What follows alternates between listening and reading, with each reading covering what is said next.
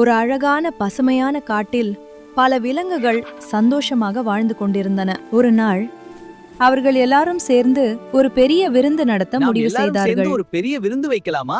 அருமையான யோசனை. ஆமாம், நான் கேரட் கொண்டு வருகிறேன். நான் மீன் கொண்டு வருகிறேன். நான் மீன் கொண்டு வருகிறேன். நான் இலைகளும் பூக்களும் கொண்டு வருகிறேன். வாவ், ரொம்ப நல்ல ஐடியா. என்று அனைவரும் மகிழ்ச்சியாக வேலை செய்ய முடிவு செய்தனர். அந்த நேரத்தில் காட்டின் அரசன் சிங்கம் வந்தது.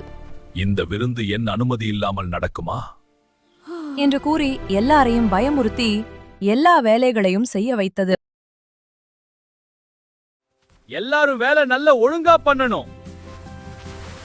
அனைவரும் வேலை செய்து கொண்டிருக்க சிங்கம் மட்டும் தூங்கிக் கொண்டிருந்தது.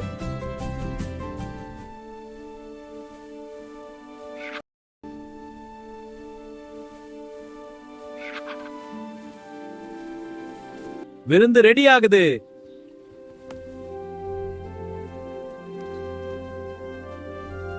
விருந்து தயாரானது முதல்ல நான் தான் சாப்பிடுவேன் என்று கூறி சிங்கம் எல்லா உணவுகளையும் சாப்பிட்டது. மற்ற விலங்குகள் பசியாக இருந்தன. இதுக்கு ஒரு முடிவு பண்ணணும். அந்த இரவு விலங்குகள் ரகசியமாக ஒன்று சேர்ந்தன.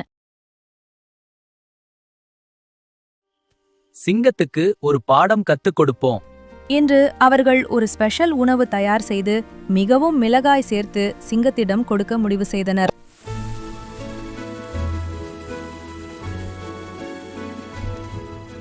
இது ரொம்ப சுவையாக இருக்கே.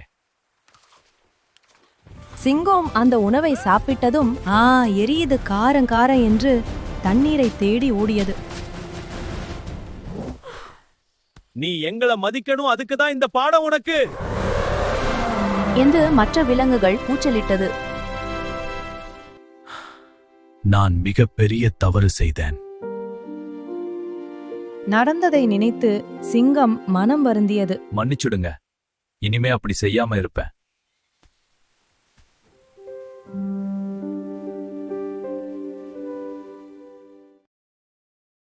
அனைவரும் சேர்ந்து மீண்டும் விருந்து கொண்டாடினார்கள். ஒற்றுமைதான் உண்மையான சக்தி, ஆதிக்கமல்ல.